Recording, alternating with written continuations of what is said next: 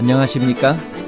인생의 복잡한 문제들을 말씀으로 단칼에 해결해주는 김종근 목사의 쾌도 남마입니다.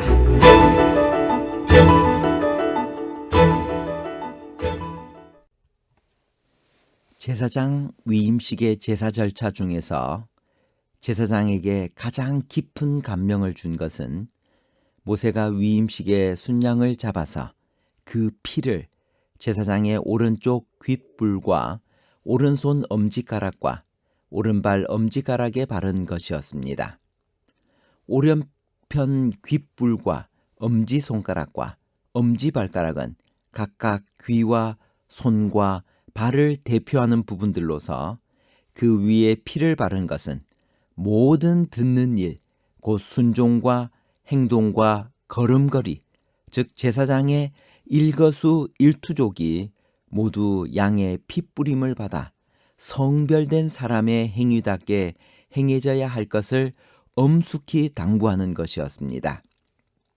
제사장의 위임식은 하루 만에 마쳐졌나요? 아니면 7일 동안 계속되었나요?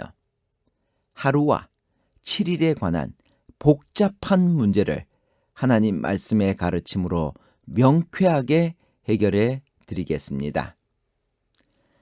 제사장의 자격은 어떤 것이었나요?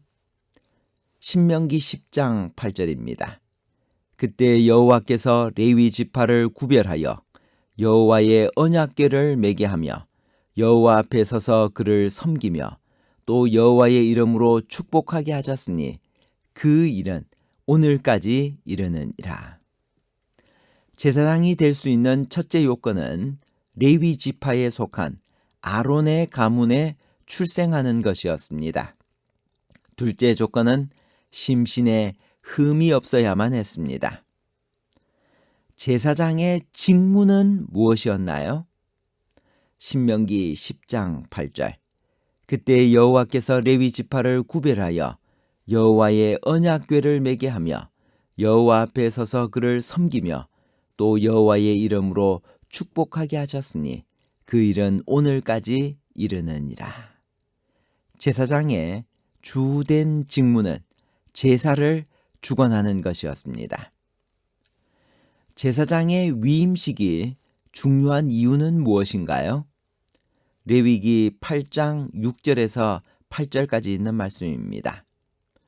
모세가 아론과 그의 아들들을 데려다가 물로 그들을 씻기고 아론에게 속옷을 입히며 띠를 띄우고 겉옷을 입히며 에봇을 걸쳐 입히고 에봇에 장식 띠를 띄워서 에봇을 몸에 메고 흉패를 붙이고 흉패에 우림과 둠림을 넣고.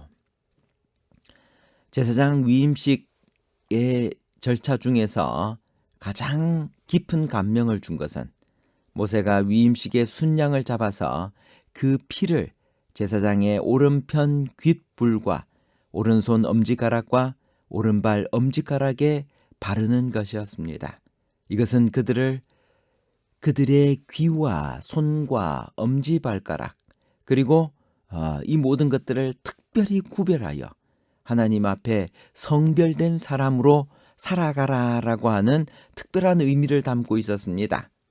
그런데 이 예식보다도 앞서 모세가 관유를 가져다가 성막과 기구에 바르고 또 단에 7번 뿌린 후 아론의 머리에 부은 것은 성령 충만의 필요성을 보여주는 것입니다. 실물교훈 407페이지입니다. 기름은 성령을 표상한다. 특별히 이것을 제사장의 머리에 부은 것은 그의 지성과 사상이 성령의 감동과 통할 아래 있어야 할 것을 가르쳐 주는 것입니다.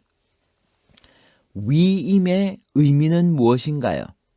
출애굽기 28장 41절. 그들에게 기름을 부어 위임하고 거룩하게 하여 그들로 제사장 직분을 내게 행하게 할지며.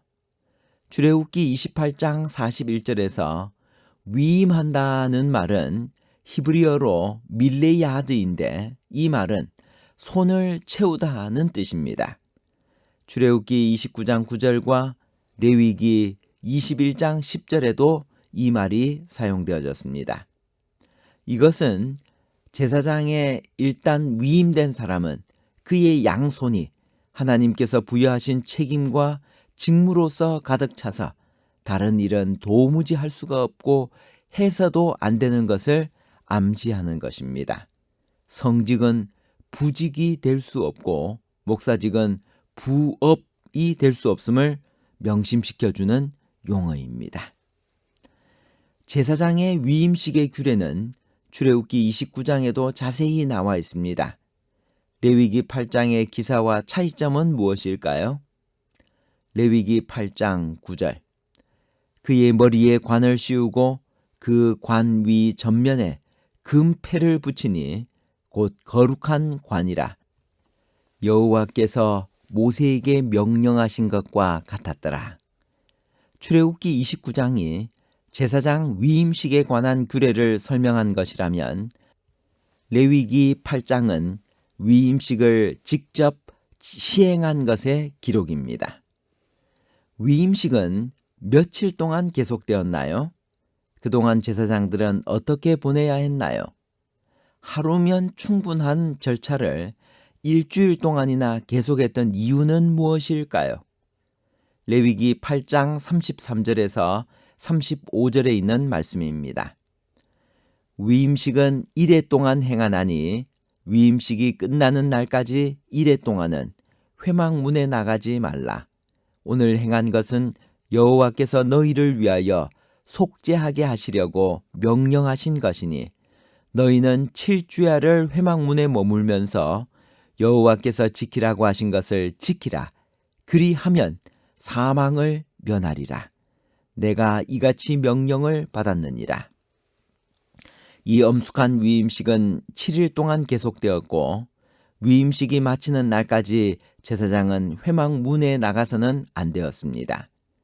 7이란 숫자가 상징하듯 완전한 헌신과 전적인 위탁 그리고 충분한 채움이 있는 다음에야 참된 봉사와 자질과 능력을 갖춘 제사장이 탄생되었습니다.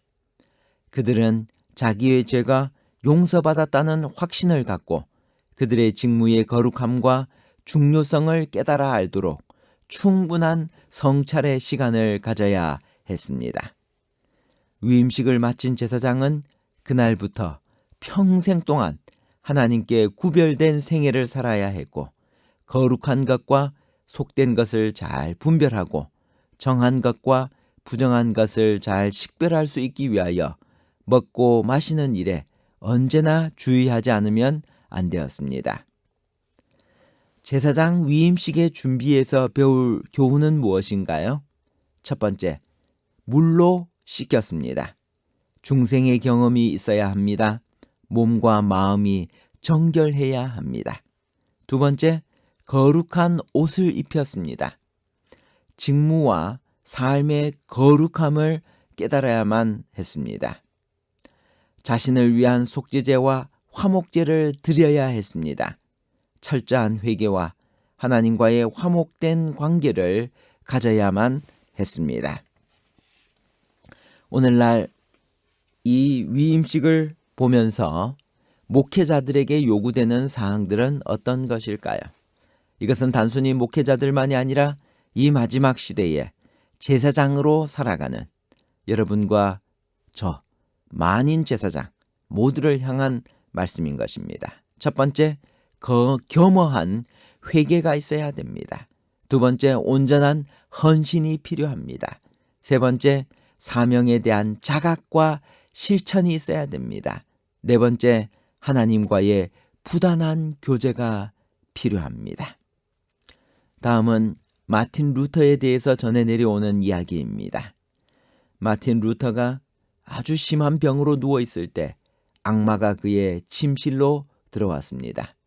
악마는 승리의 미소를 지으며 그를 내려다 보았습니다. 그리고는 팔에 안고 들어온 커다란 두루마리를 루터의 눈앞에 펼쳐 보였습니다. 악마가 두루마리의 한쪽 끝을 마룻바닥에 내던지자 감긴 것이 저절로 풀렸습니다. 거기에는 루터의 죄가 낱낱이 적혀 있었습니다. 루터는 그 길고 무시무시한 기록을 천천히 읽어 내려갔습니다. 그의 단단하던 마음은 소름 끼치는 두루마리 앞에서 잔뜩 움츠러들기 시작했습니다. 그때 갑자기 루터의 마음에는 두루마리에 적혀져 있지 않은 한 가지 사실이 번개처럼 떠올랐습니다. 그는 커다란 소리로 외쳤습니다. 당신은 한 가지를 빠뜨렸소. 거기에 적힌 것들도 다 사실이지만 당신은 가장 중요한 것을 잊었소. 예수 그리스도의 피가 우리의 모든 죄를 씻어준다는 사실 말이요. 루터가 이렇게 외치자 그 교활한 악마와 두루마리는 곧 자취를 감추었습니다. 그리고 루터의 마음에는 다시금 평화가 찾아왔습니다. 오늘 예수님께서 우리를 왕같은 제사장으로 불러주시고 위임식을 행하려고 하십니다. 겸허한 회개, 온전한 헌신, 사명에 대한 자각과 실천, 하나님과의 부단한 교제를 통해 거룩한 제사장으로 살아가도록 합시다.